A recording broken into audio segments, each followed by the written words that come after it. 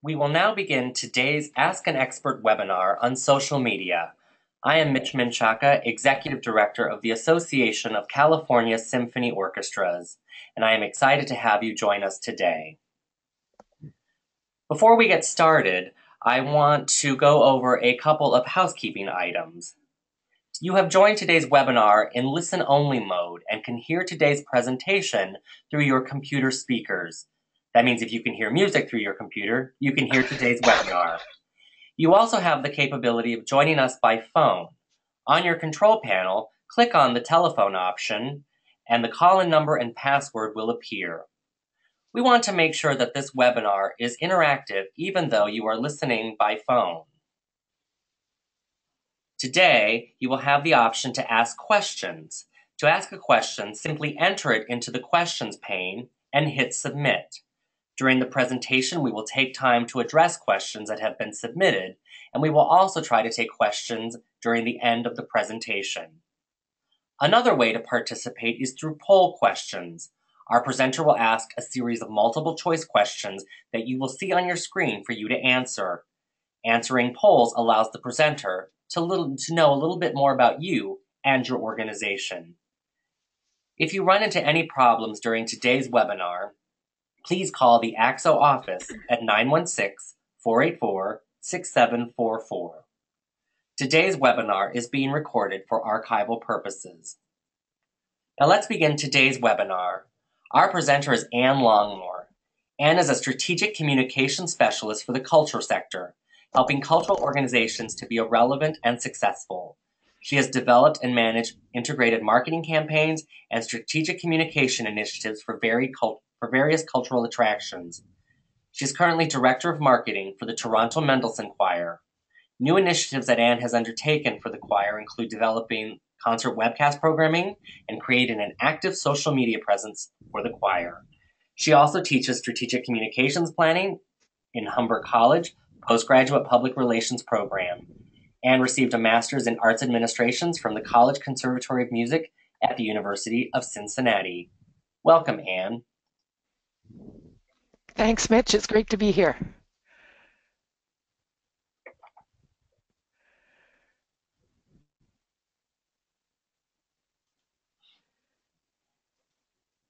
And we're going to change the presenter over to you, Anne. Okay.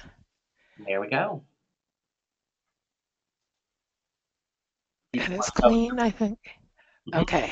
Go into full screen. There. Is that right now? You are perfect. Okay, great. And it's wonderful to be with you, although I think I would prefer to be with you physically in California instead of here in dreary Toronto winter.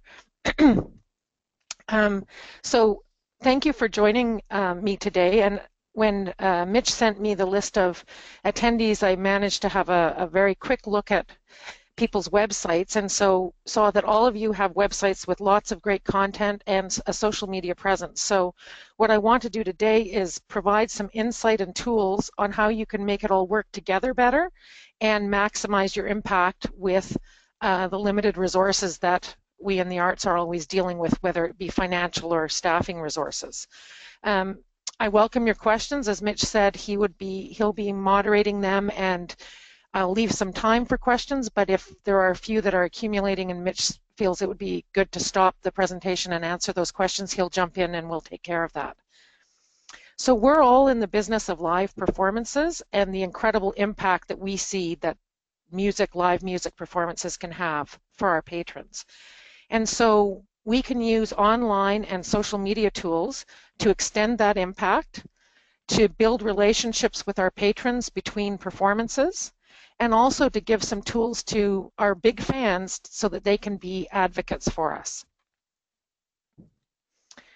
What I'm going to cover today is a brief talk about our audiences and our stakeholders. Where does social media fit into our communication strategy? And then some free social media and online tools and techniques that might be helpful for you, and things that you can use right away to hopefully make your social media efforts a little easier. And marketing, as we know, is all about creating relationships, and so that's why we want to look at our audiences and what type of relationships we want to develop with them, because there are going to be different relationships we're looking for with different parts of our audience. And also, we want to focus on more than just a transactional relationship with our stakeholders. And this is where social media can play a really important role for us.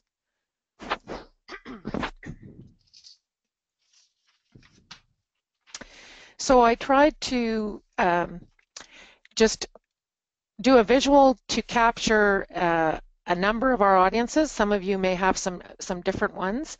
And also the circles are then showing, you know, looking at our audiences from who's closest to us to maybe who's farther away from us. So starting with our board, our musicians and our volunteers, then our donors and funders, the artistic community, so that could include guest artists, musicians union, composers, our current patrons, schools and boards of education for those of you with very active education programs, then potential donors, patrons, and volunteers, and then your local community. A couple of years ago, the Toronto Mendelssohn Choir, we sat down as a staff with a whiteboard and we tried to plot out all our different audiences and also categorize them. I think it was between 1 and 4, 1 being the closest to us, 4 being farther afield, with the idea of figuring out what type of relationship we wanted to develop with these different groups and then what communication tools might help us. And it was a really helpful exercise to go through and then to think through for our events and communications.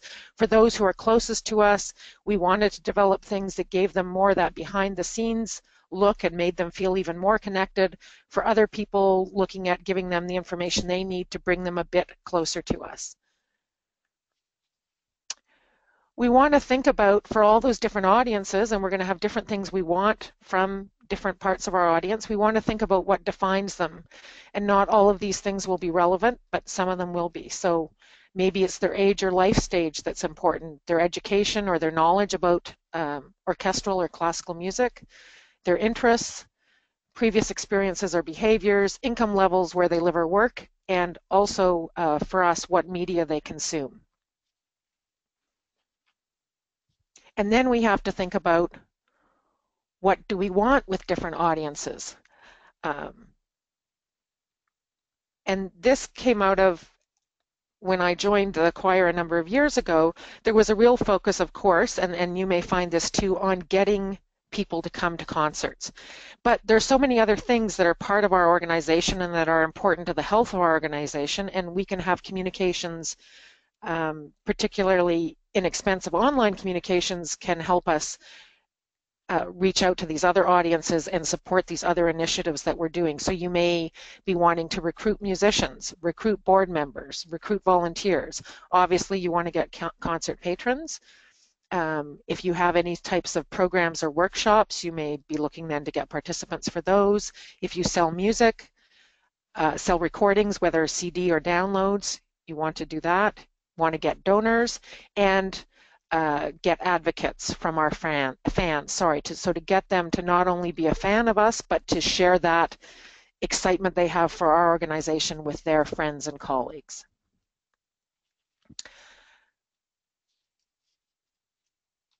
And I know for, excuse me, I know for some of you, some of you may be able to have your musicians promote your concerts and others may not.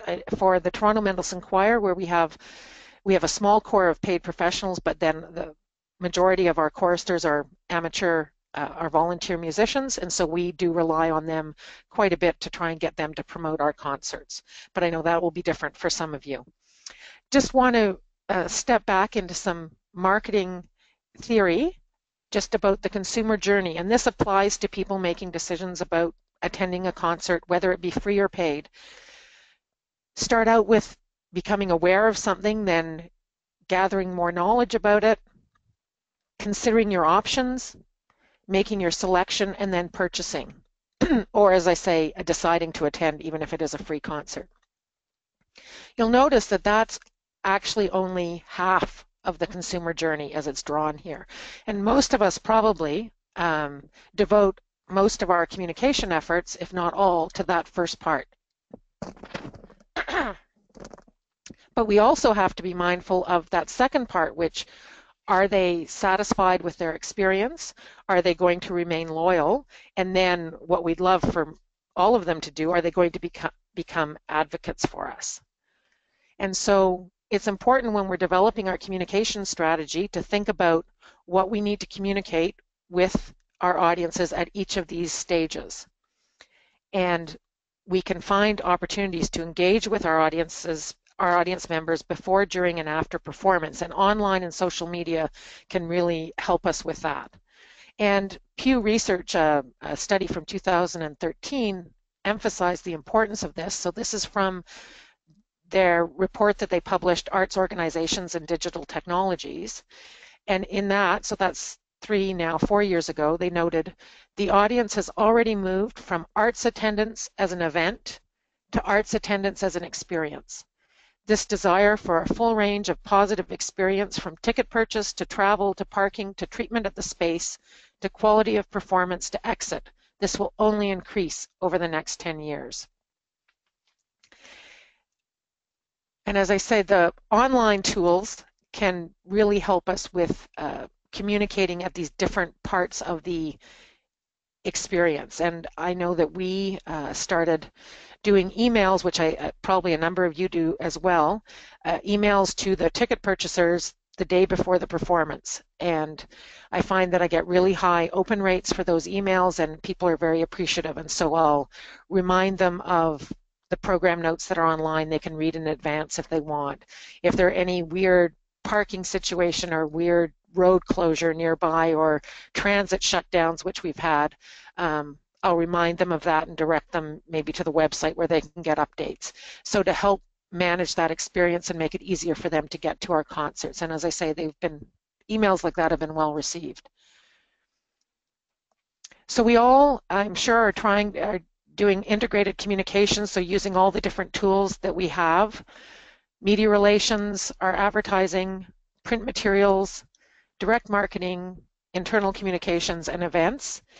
And then what I'm going to focus on today is website and social media, and then how those two can really help with people that are prepared to give word of mouth praise to you.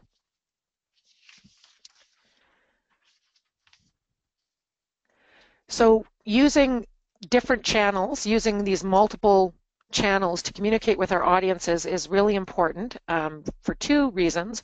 One is we know from marketing research that people need to see or hear a message many times before acting. A figure I've heard in some reports is 7 times, can be more than that. So you want people to be seeing your message in different places in different ways to accumulate that level where it finally breaks through and they start considering acting. And also because different audiences use and prefer different communication tools. And so if you can gather information on that about your audiences and stakeholders, that can be really helpful. We were participated in a Chorus America major research project a couple of years ago that was run by Wolf Brown and coordinated by Mitch when he was with Chorus America, called the Intrinsic Impact Research Project. And in the second year of that study, we asked the question, how did you learn about this concert? And then I broke it down by the different age categories, and see some interesting differences. One thing that we realized was that invitation from a chorister was really important for our under 45 audience, and we're still thinking about what we can do to help choristers do that and make it more welcoming for that group. Email is pretty important across the board. Website, there's some variation. To be expected, social media is more important for the under 45, although you'd see some differences depending on the social media platform. And then our season brochure, which is why we can't give up print totally, is very important for our older audience. So although we're moving to more online, we still are doing some print materials because there is a portion of our audience for whom that is a really important communication tool. But what I'm going to focus on today is online, because it can be a really efficient and cost-effective way to get your message to people in different ways, to support your ads and print materials. It can help you build community, which some of your other communication tools aren't as good at. And it also can provide tools to really encourage your advocates to advocate on your behalf. So when looking at online, what I want to do is start with your website, which is really the hub of your online communication. And I know you all have websites and, as I say, lots of great content. So I just want to focus on a couple of things to help it be more effective and integrate it as best as possible with your other online communications. So what you want is obviously anyone in your area who's online searching for anything to do with what you do, you want them to find you.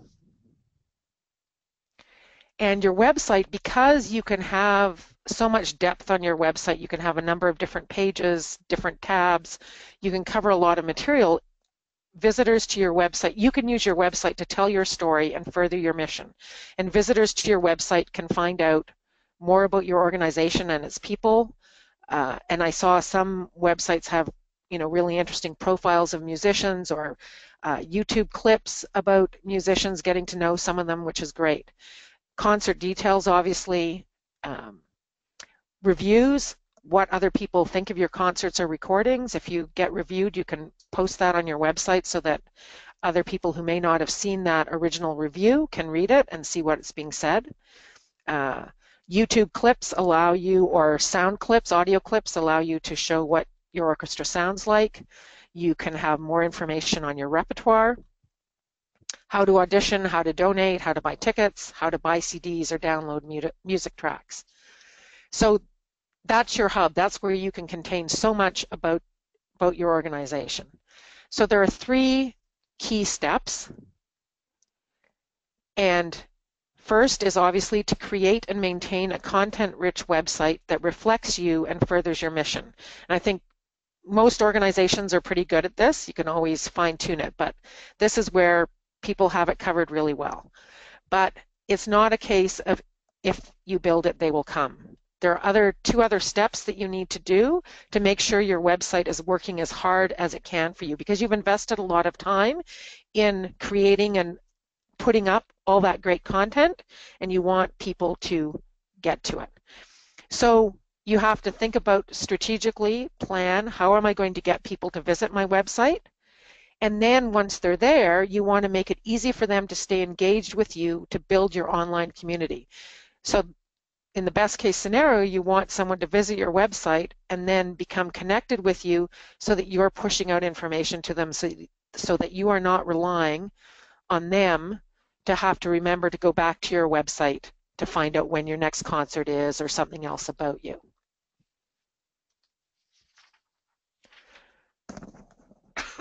Excuse me.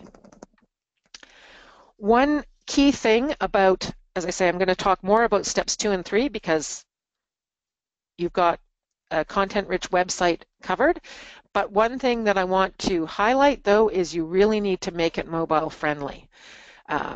More and more people are accessing websites on their mobile devices. Also, if you are sending out emails and email newsletters, which I know most of you are doing, a lot of people will be opening those on their mobile device. And then if you have links from your email into your website, you want that website to be mobile friendly.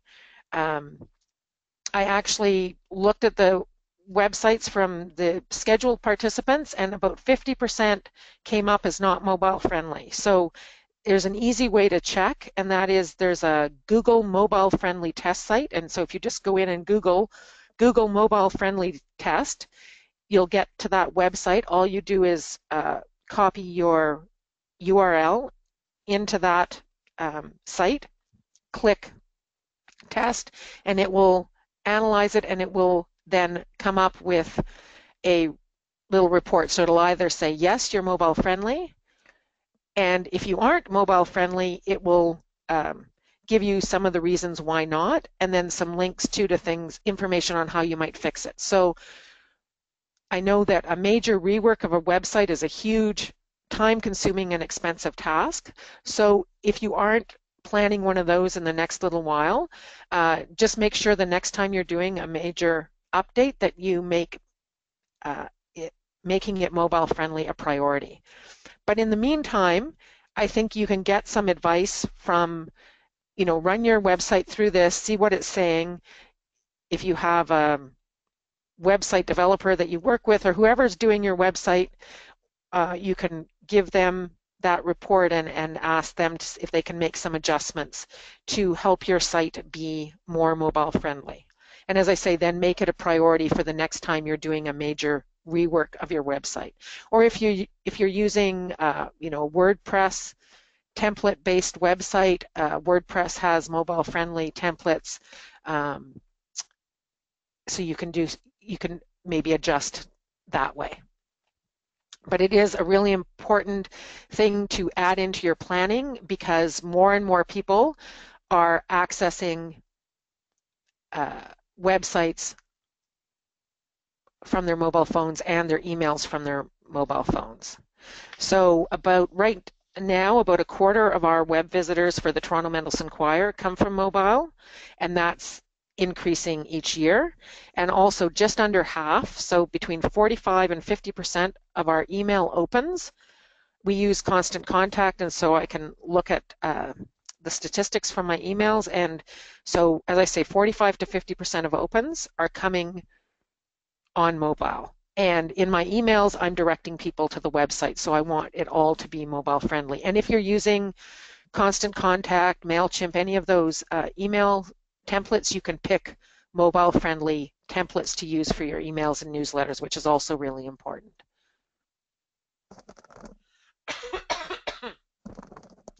So step 2 is drive visitors to your website. You want all roads leading to your website.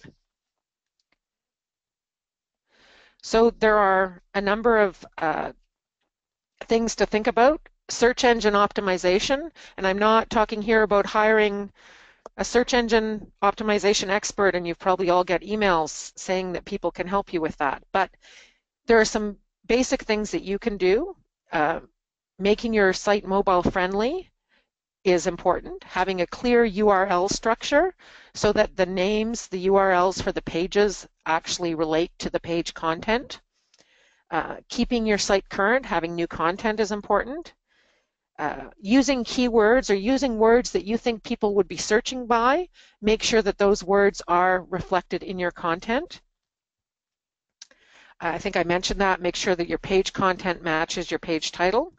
And also if you have incoming links to your website, so from, let's say, other what to do in the area websites or partners, things like that, if they are linking into your website, that also helps with your SEO rating.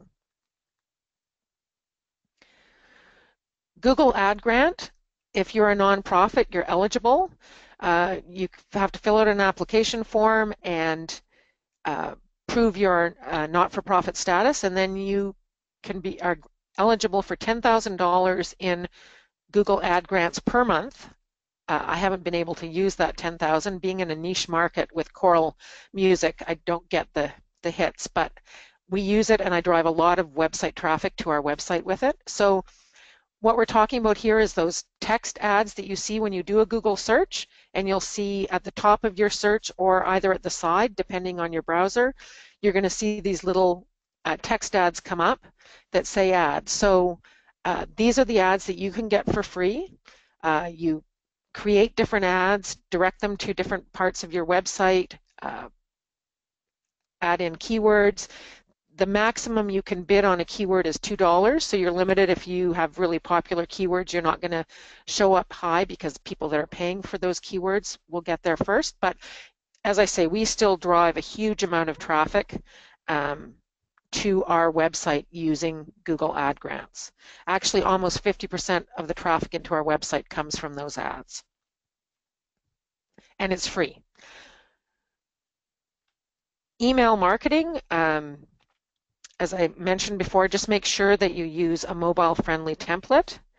And Also think about targeted messaging. So if you can divide up your list, so not sending every message to every person on your list, but targeting them to things that people, either allowing people to pick from a few different lists so that they get the information they want, so that and not sending out too frequent emails because you don't want people to opt out, because your email list, those people that have said that you can send something directly into their inbox, is a key, really valuable marketing tool, so you don't want to have people opting out.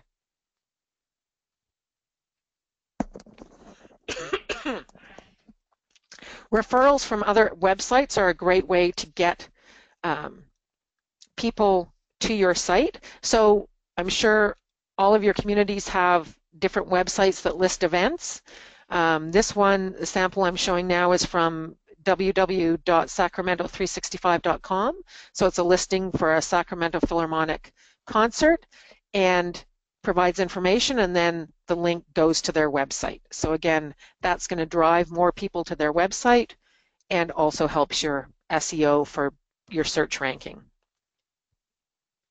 Also, you can look at the sponsors and the partners who you're working with on different projects, trying to get them to mention their relationship with you and link to your website from their website is another good way to get people into your website. Obviously, then I'm sure all of you do this, putting your website, listing your website on your print materials and linking to your website from your social media. So if you're doing all these, using all these different tools, it will help increase the traffic into your website.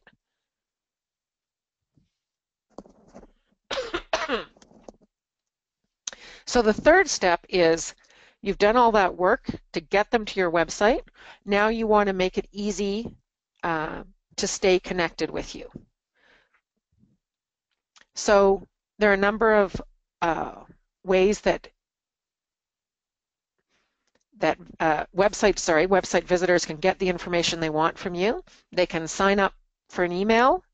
They can see that you're using social media and follow you on social media.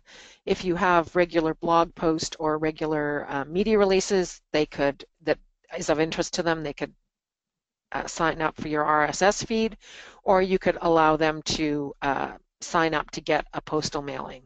So what you're doing here is you're getting them to give you permission to push information to them. So that's great. So as I say, we want to keep working with our website to make it easy for people to do that, to access email or social media, so that if they're interested in you and they're thinking, oh, I might like to go to a concert, that you give them that opportunity to give you permission and their email address, or get them to follow you on social media, so that then they are automatically receiving your updates and you don't have to rely on them to remember your website and come to it.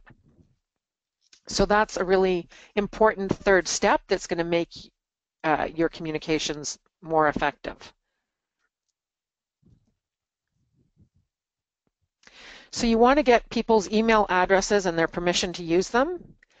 And a lot of you have email sign up on your website. What I would urge you to do is make that easily accessible and visible. So some people have a link on a sidebar on their home page. Some organizations have a pop-up, so when you first go to the website, there's actually a screen that pops up that says, would you like to receive our newsletter, and allows you to enter your email address. A lot of organizations have it under their Contact Us tab, and I would suggest making it more visible than that, because someone may not be particularly interested in contacting you, but they'd be prepared to give you their email to let you contact them, and they may not think to look under Contact Us. But if that option is there more visible to them and they're seeing interesting content on your website, they may say, oh yeah, I'd like to receive the newsletter or the emails about concerts. When I was looking at the people who are signed up for the website today, one organization, New West Symphony, I liked, instead of Contact Us tab, they had Connect with Us tab, which just frames it a bit differently. So I want to think about that maybe for our TMC website, just that reframing of that. But as I say, what I would recommend is making that email sign up more visible on your homepage throughout your website, so that if people are seeing content they like and think, wow, I would like to hear more from this organization, it's right there. They don't have to go searching for it. Of course, you can collect email addresses from ticket purchasers or event attendees. And if you're doing free events where you aren't selling tickets, then sometimes what we've done is ballots for an entry into a draw, which then asks people for their email and their permission to send them updates.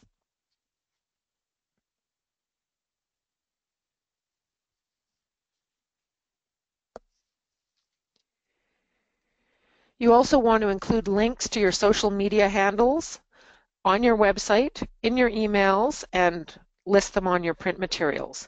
And again, I think everyone today had their social media links on their website. Again, just making it as easy for people to see as possible so that they can, if they're a Twitter person, easy for them to follow you on Twitter, and then they're starting to get more regular information on you. So one sort of checklist that you could go through would be all these different communication tools, sending emails, Facebook page, videos on YouTube, tweeting, a blog or media releases. Sort of say, okay, are we using that tool? Could we? If we aren't, could we? And then, can our visitors to our website actually connect with this tool from our website? So is there an email sign up that's visible and easily accessible? Is there a Facebook icon and link? For our YouTube videos, do we have one of our videos embedded or an icon and link so that people know that they can actually see us perform, hear what we sound like before they commit to buying that ticket? If we're tweeting, do we have our Twitter icon or even our Twitter feed? Posting your Twitter feed or your Facebook feed on your website can be a really easy and great way to have regular updates to your website without you having to go in and change things on your website. So it gives a little bit more rotating of content through that feed. So that can be a good solution to keeping some really current content on your website without actually having to change some of the pages. And if you have media releases or a regular blog post, do you have the facility for people to put it in their RSS feed? So I think now maybe, Mitch, is it a good time to take a pause and see if there are any questions? Yes, we have a couple of questions here. The first one is, more and more people are using Gmail, which automatically places our promotional emails from MailChimp or Constant Contact into their promotions folder. The subscriber then has to manually move the messages. Do you have any suggestions to avoid this Gmail feature? Yeah, we haven't dealt with, that's right. I'd forgotten about that. That's on the list to try and figure out how to deal with. One thing we've done for some people who we know, we use Constant Contact and we get regular bounces from some emails. And so then if it's a really important email for a certain group of people, we will send it directly from our business account or from our database. We can do a very simple email, so it's not pretty like Constant Contact with photos and everything, but we've sometimes done that when we know that we've been having trouble getting through, is to, as I say, send it using our regular business email. With respect to the promotion, with respect to going into your promotion folders, what I'm trying to think about is how we can notify people to that, and maybe it's when people are doing the email sign up. So if they're actively signing up for email, maybe we put a note and saying, if you use Gmail, please remember you'll find our emails in the promotion folder or something like that. So we could flag it for some of our regular people, but I haven't investigated further how to address that. So those are the only two suggestions I would have right now. Great. And also just looking into your database and seeing if you do have a majority of Gmails and doing what you say, and maybe even doing just a BCC email to all of them to say, are you receiving our messages, etc., might be a way into that. But speaking, it's almost a similar question. We talked about when you people sign up, you're allowing to push information to them. What is the difference between opt-in versus opt-out emails? So opt-in is they've expressly given you permission to send you an email. So when you have your email sign up on your website and they tick off, yes, I'd like to receive your monthly newsletter or whatever, I'd like to receive information on concerts, that's opt-in. Opt-out would be when you get their email some other way and you send them out an email and then they can opt out of receiving your email. So all of your emails should have a really visible and easy way for them to opt out, and things like MailChimp and Constant Contact have that. So that would be your sending them, and we even get, we get people opting out who expressly signed up and then they receive emails for a while and then sometimes they're moving away, or maybe we're not of interest to them anymore for whatever reason. They're getting too many emails from all sorts of people and they're just cleaning up their inbox, and so then they opt out. So anyone can opt out, and they should be easily able to do that. But as I say, opt-in is when they've expressly, they know they're signing up to receive emails and they've given you that permission. Great. I think we can move on. Okay. So finally getting to actually social media, which was in the title of this webinar, but as I say, I really wanted to talk a bit about website because it is the hub of your online communications, and you can do a lot of things to just basic things to really get more traffic there, get it to be working better for you. Back to Pew Research, to their arts organizations and digital technology study. They identified the importance of social media as a tool to allow new forms of audience participation. And so they reported that the top 4 ways arts organizations, so that's not just orchestras, but all types of arts organizations, are using social media, allow patrons to share their content via email, Facebook, and Twitter. So again, this is really helpful for our fans, giving them an easy way to share something that they're passionate about. Using social media to engage with audience members before, during, and after events. So getting feedback, answering questions,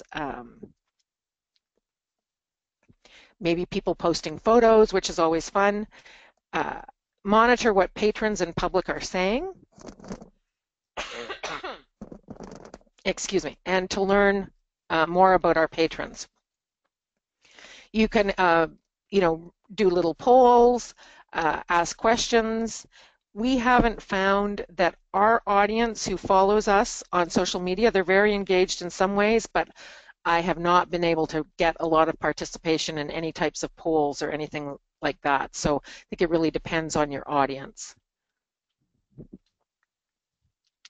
But the great thing about social media is it's not just about you, and that's the really important thing to remember, and it helps build community around your organization because of a shared love of classical music or something else that is the really defining thing about your organization and your audience who loves you.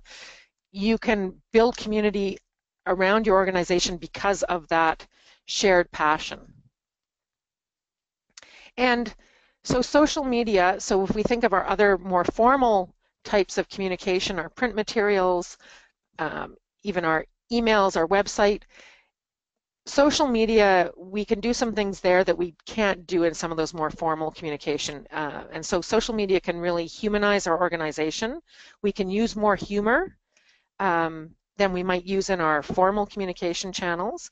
We can sometimes provide more behind-the-scenes access through photos or little video clips or commentary than we can in our regular materials.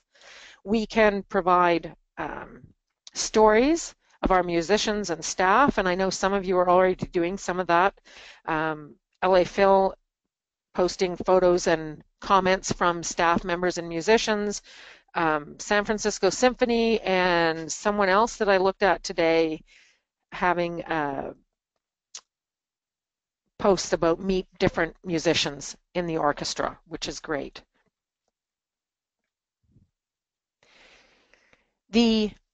social media can help your community to be advocates.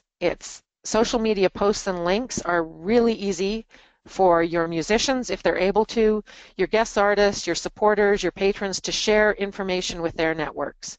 And so gives you that friend recommendation, which is so important.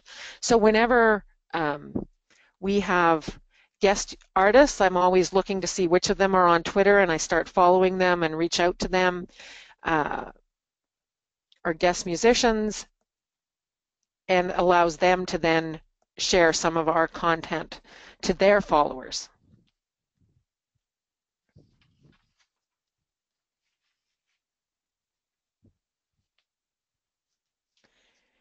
So what I wanted to talk about now were some social media tools, some platforms that we use and some tools that we can use, and what content we might want to consider putting on our social media. So again, back to Pew Research Center. They said as of July 2015, 76% of online adults use social networking sites. And then you see the percentages: 72% use Facebook, 25% LinkedIn, 23% Twitter, 31% Pinterest, 28% Instagram, and 10% Tumblr. Now that's an aggregate number, so that doesn't necessarily mean that you want to pick the sites just based on those numbers, because what you really want to pick are the sites that are used by your different audiences and stakeholder groups, and the sites that allow you, that are best for the type of information that you want to share. So Mitch, I think now why don't we find out what our attendees are using for on behalf of their organizations, on behalf of their symphony orchestras. Great. We're just going to poll on the big ones and see if our participants use it. So the first one is, how many of your organizations are using Facebook to push information out? If you just want to click on to that poll, we'll get the answer going. A couple more seconds. All right, Anne, it looks like everyone is using that Facebook, so that's good. Yeah. All right, and then how many of our organizations are using Twitter to push out information? I wish I had some like game show music right now to the countdown music. The countdown music. All right, so it looks like 67% of our participants are using Twitter and 33% are not. Okay. And then let's talk about the popular one that seems to be going on, Instagram. How many are using Instagram for your organizations? All right, we'll give this a couple more seconds. All right, well, it looks like the same are using Instagram, 67%. And then 33% are not using Instagram. And then the last one, LinkedIn, which I just finally had on my LinkedIn. There was a whole debate about keeping LinkedIn professional, and it's not Facebook. So let's see, we'll give it a couple more seconds. All right, and it looks like that 33% are using it, while the majority are not using LinkedIn. Okay. So there you go. Great. Thank you. So as with all of our communications, we want to remember that, you know, different platforms have different uses and different audiences.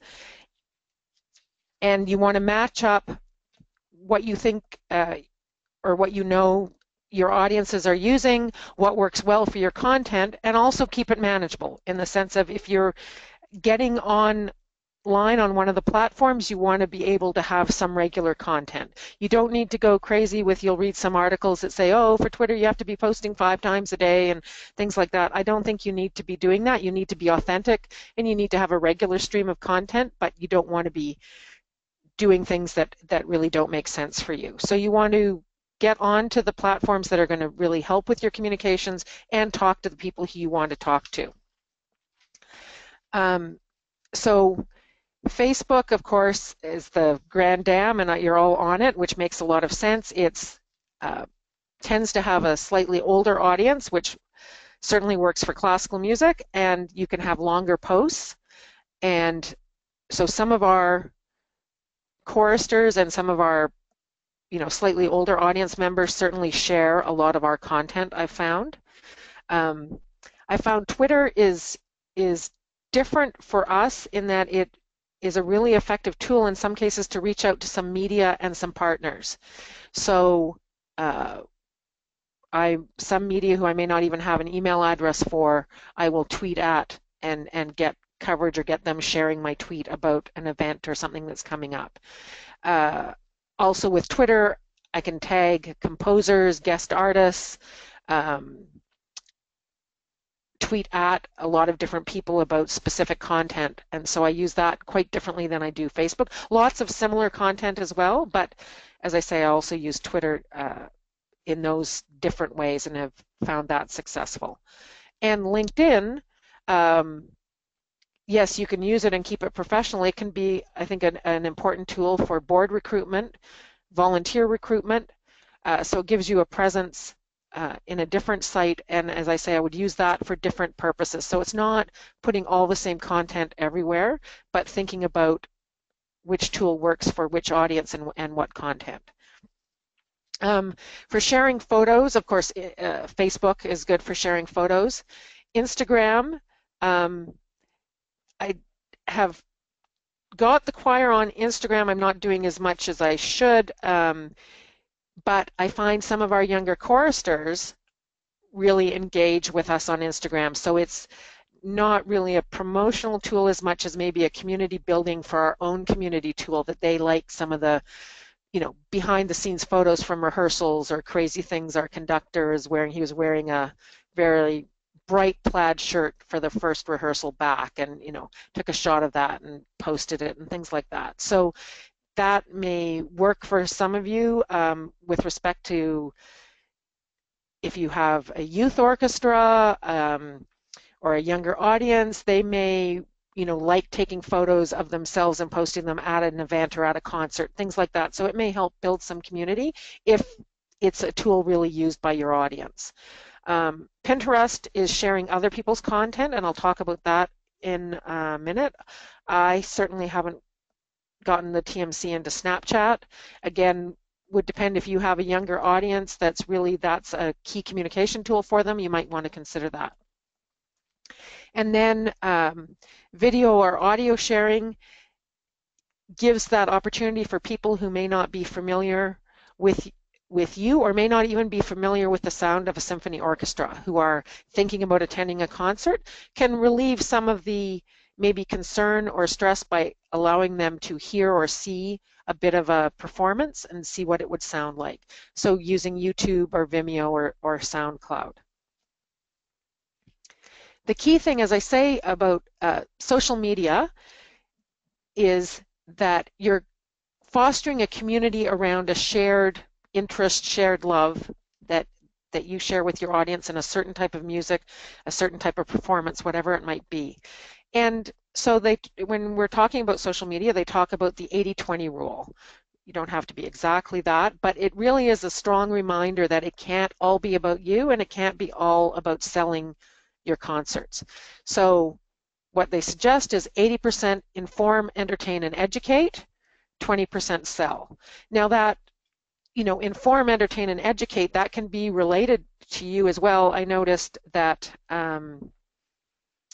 San Luis Obispo Symphony is posting on Facebook about music and composers for their upcoming concert, which is great. So that's that educational bit where your audience can, whether they're going to come to your concert or not, can learn a bit more about some of the composers and some of the music. And that may also obviously help some people decide, yeah, I would like to see this performed live.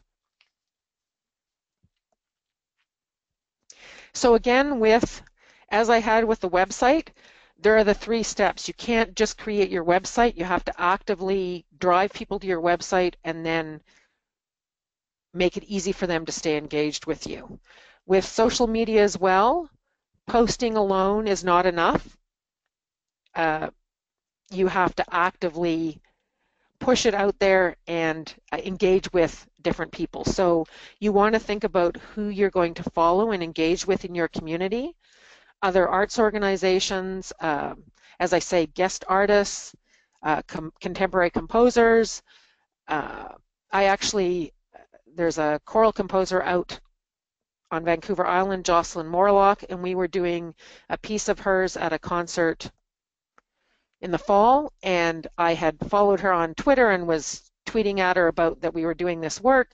Turns out there was a patron at the concert who was asking a question about the work, and I was able to then actually just tweet at Jocelyn, and she answered and said, give me her email and I'll answer all her questions for you. So that was great. You want to post interesting material. So one, make sure that you're looking at the content that you're already creating that you may not currently share on social media. You may find a wealth of content that you can share, like your program notes. If you're posting them online, then you can share a link to that. And again, that's educational for people coming to your concert or not. You want to link to your website from your posts, and you want to link to your social media sites from your website and from your emails. Again, making it easy for people to connect with the platform that they use. And then social media is driven by the sharing. You want to not just be talking about yourself, you want to be sharing content from others, and you want to acknowledge them using @ and hashtag symbols. So you want to always be crediting who you're getting your content from.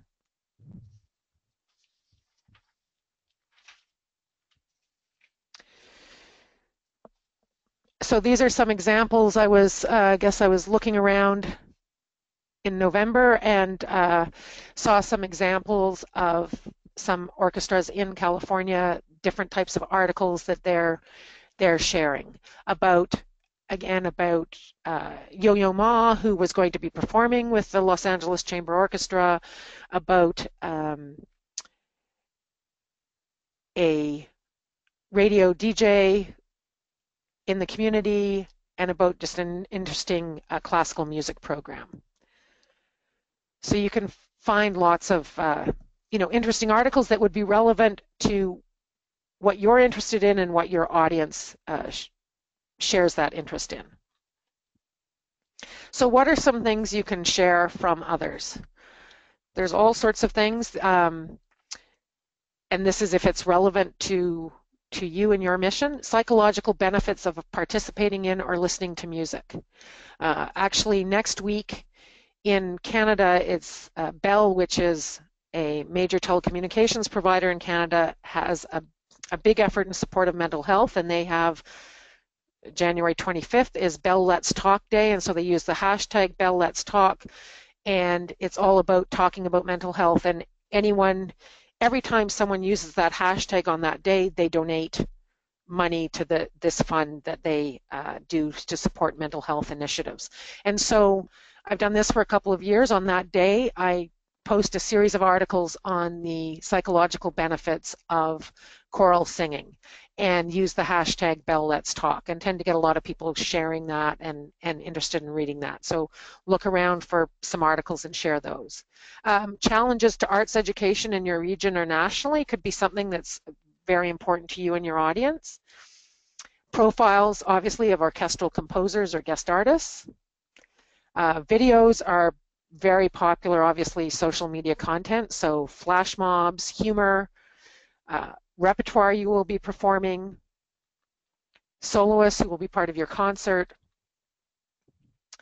On this day posts, hashtag on this date, so birth dates or death dates of composers you perform, or dates of premieres of major works you are performing.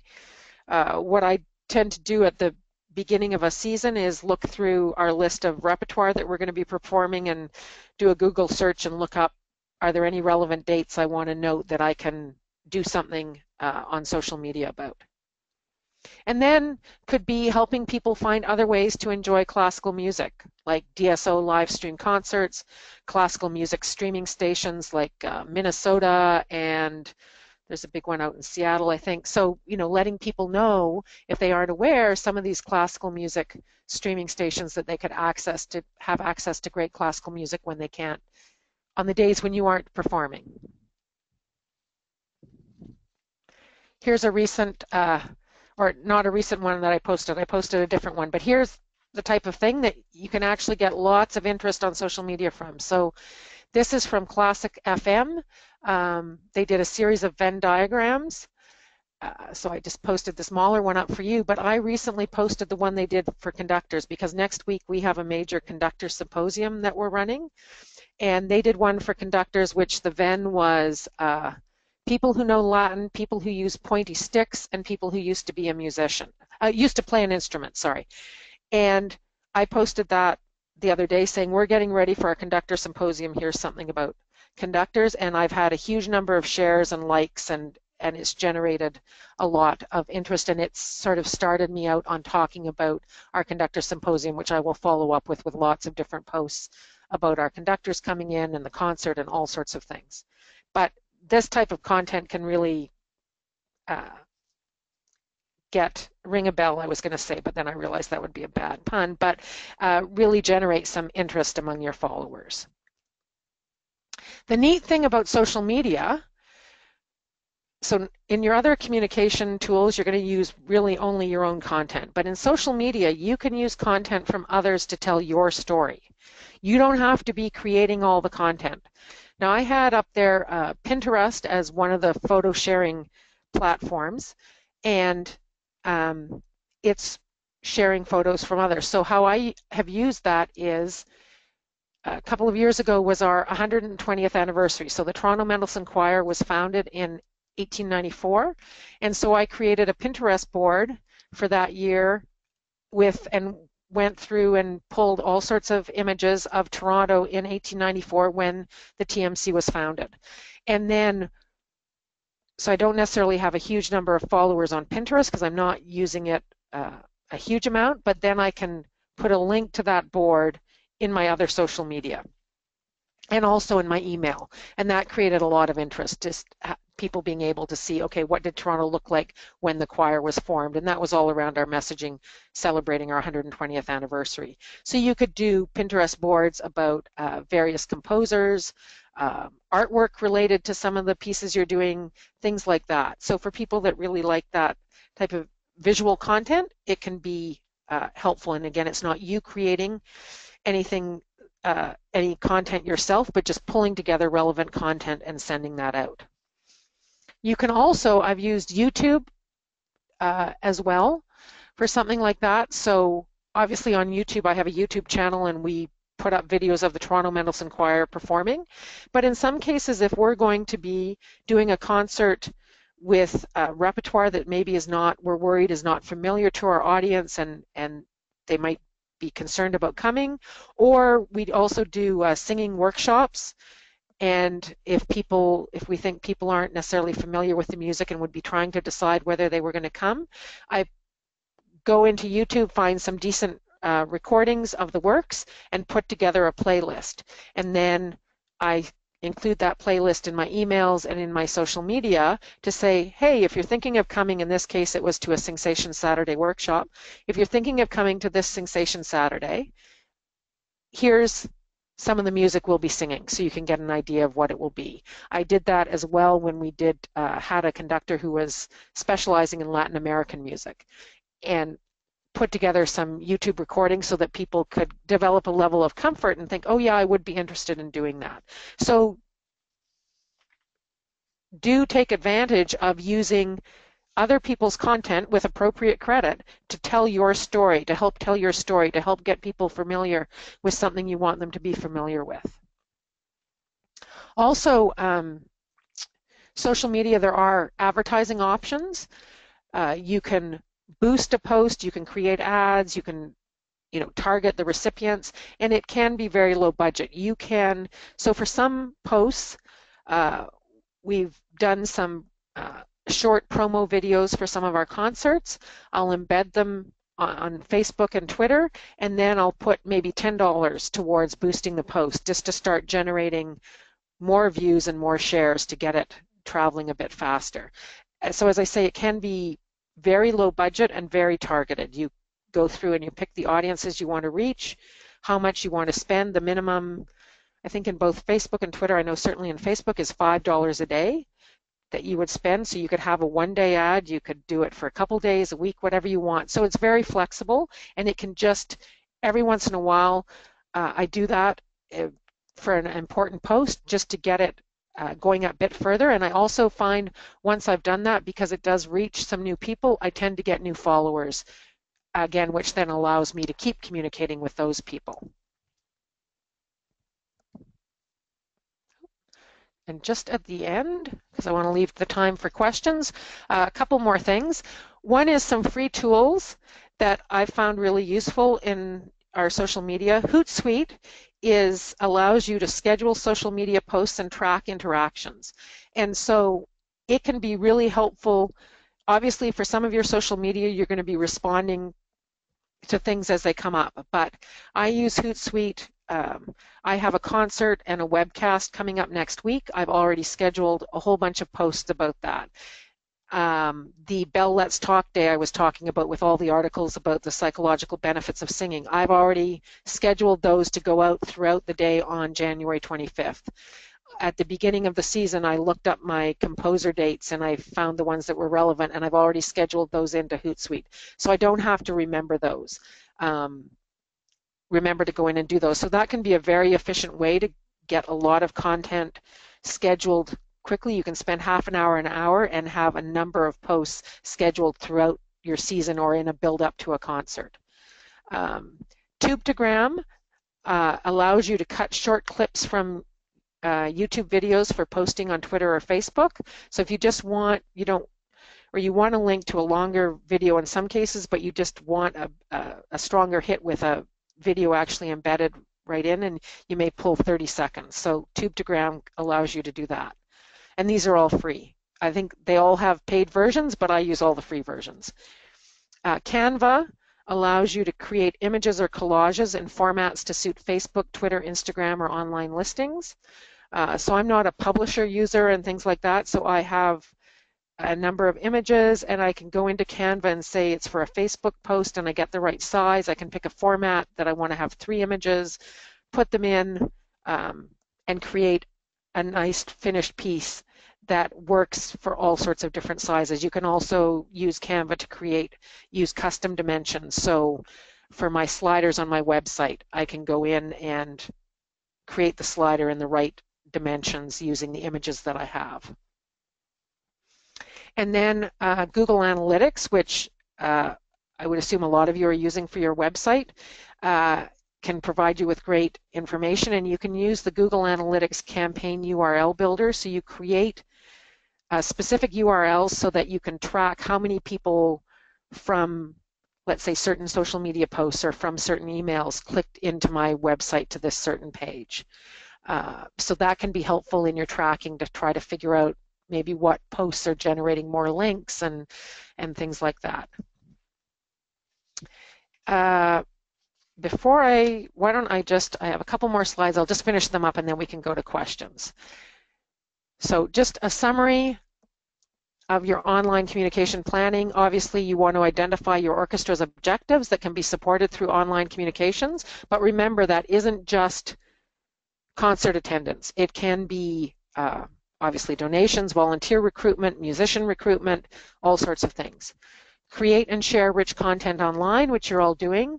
Make sure, though, that you have a plan to actively drive visits to your website and your social media accounts. Also create opportunities for people to easily stay engaged with you online. Helps you create community. They've given you permission to push information out to them. And then monitor your website clicks, your engagement on your posts, and your activity so you see what works well with your audience and refine your plan. One challenge we have is that I can't make a direct link with ticket sales because our ticket sales are done through an off-site ticket website, and so I don't get the analytics of where did people come from that they actually finally made a purchase, but I do get level of interest, how long people are staying on the website, what pages are popular. So I can use that to help me. And monitoring your results, you can Look at which roads are getting people to your website through Google Analytics. Are there listing sites in your community that seem to drive a lot of traffic? You're going to then maybe want to focus some attention on making sure that they're covering you or including your listings. How many people are opening your emails and clicking on the links? You can get the stats from your email program. And then which social media posts are being seen, liked, and shared. You can look at social media insights. You can also get insights if you're using Hootsuite as well. And now I will turn it over to Mitch for questions. Thank you. Great. Thank you so much, Anne. Just have a couple of questions, and we have some time if folks want to just pop some questions into the questions pane. One question is, one organization is thinking about changing their Twitter handle. Is that as messy as changing, let's say, a mailing address? Do you have to notify people, or is it a seamless process in the Twitter world? I don't know if there's anything automatic, but I would think it's not that big a deal. You could obviously tweet out under your old handle what your new handle is. You could put a note on your website to remind people. I think we did that with Facebook a while ago because someone had created a Facebook group, and then when I started, I moved it to a Facebook account. And so I just sent out a couple of notices on the old Facebook group to say, hey, this is discontinued. Move into our, follow us on our new account. But since I haven't tried to change on Twitter, I don't know if there's even something automatic that would redirect people or not. But I think even if there isn't, it's not a big deal. You can just make sure that you put out a little bit of communication, and then you're going to be generating that content and following people as your new Twitter handle, and it will very quickly get building again. Great. And then just with the Facebook advertisements, we had a question about someone having moderately positive results. And do you have any insights about producing the sponsored Facebook content? And it sounds like you only do special things for your sponsored Facebook content, or if you're going to boost that or Yes, I don't do it all the time, so I'll do it.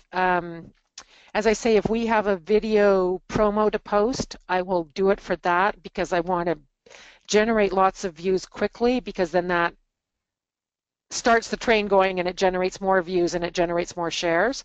But I only do it, as I say, it's always popping up in my feed. You could boost this post, and I only do it every once in a while. But as I say, the side benefit is that it does tend to generate some additional followers. Every time I do it, I see sort of I'm getting regular additions to my followers, but I'll see an extra little bump after I've done a paid post. But I tend to only do it to things where I would have allocated some sort of advertising dollars to it, in the sense that it's that important to us and we're trying to sell something. Great.